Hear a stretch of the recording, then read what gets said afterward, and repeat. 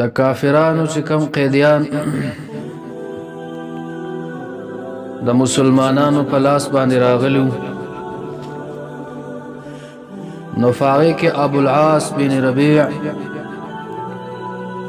چې دا د حضرت زینب رضی الله تعالی عنها خاون و دی هم په دغه قیدیانو کې چې کومه دی راغلو د حضرت خدیجه الکبرى رضی الله تعالی عنها خورایو او د نبوت د اعلان مخ کې نبی صلی الله علیه وسلم د حضرت زینب رضی الله تعالی عنها په نکاح ور کړی و کله چې د په دغه قیدیانو کې نبی صلی الله علیه وسلم مبارک ته حاضر شو او فیصله دا وشوه چې دغه قیدیانو نه به فدیه اخیستل کیږي او بیا به دیو خوشي کیږي نو ابو العاص بن ربيع چې کله خپل فدیه مسلمانانو ته پیش کړله او په دغه فدیه کې د یو هار د حضرت زینب رضی الله تعالی عنها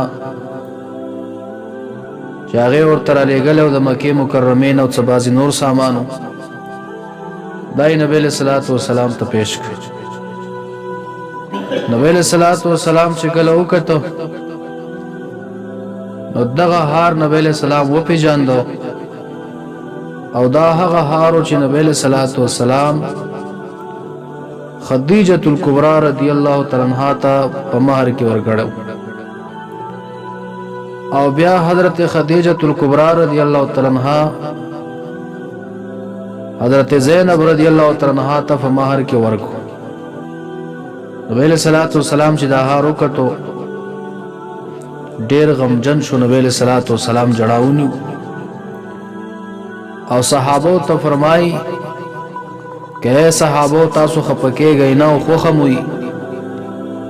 دا هار به ابو العاص بن ربيع ته موږ دغه سی ورکو واپس پیکو او دا به هم دغه سی موږ چې کومه ده خوشی کو کستاسو خوخی صحابه کرام عرض کو یا رسول الله چې ستاسو خوخه ده زمون په سر کې خوخه ده دا هار او توفس کوي او د هم دغه رنګي مدینه منوره نه مکه مکرمه توفس کوي ابو العاص بن ربيع دغه ځای روان شو او نبی صلی الله علیه وسلم ورته ویلو چې حضرت زینب رضی الله تعالی عنها دا به واپس را لېږي ماته ځکه زینب رضی الله تعالی عنها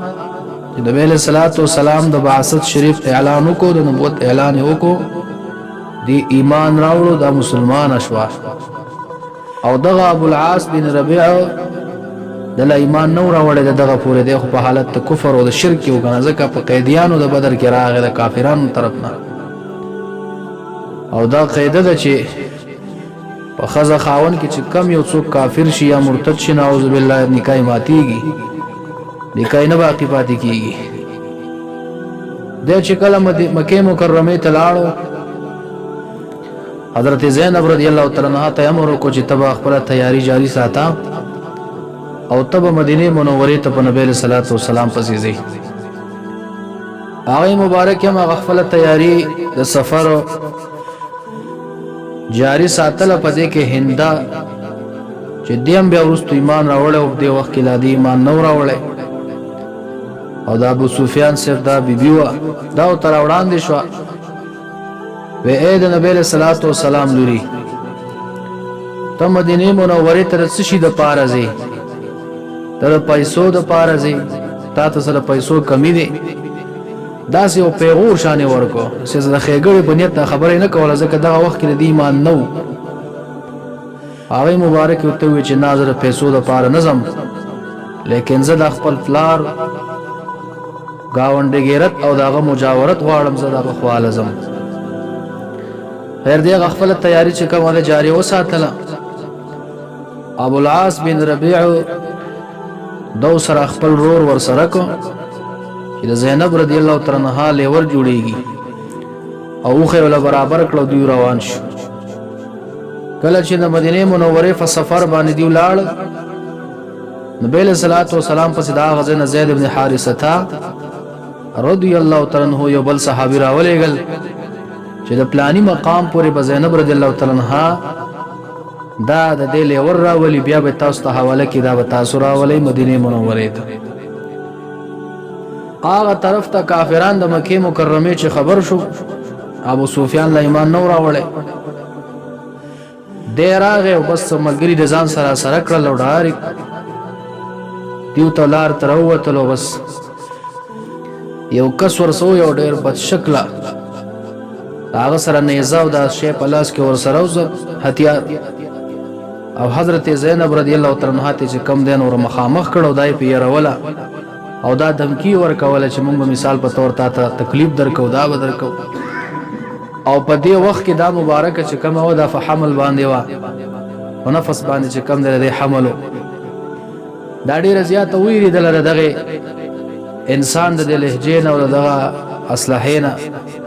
حتی چې دا دغه خپل سورلې له کتر اولیدله او حالات زخمی توپ کې شوله.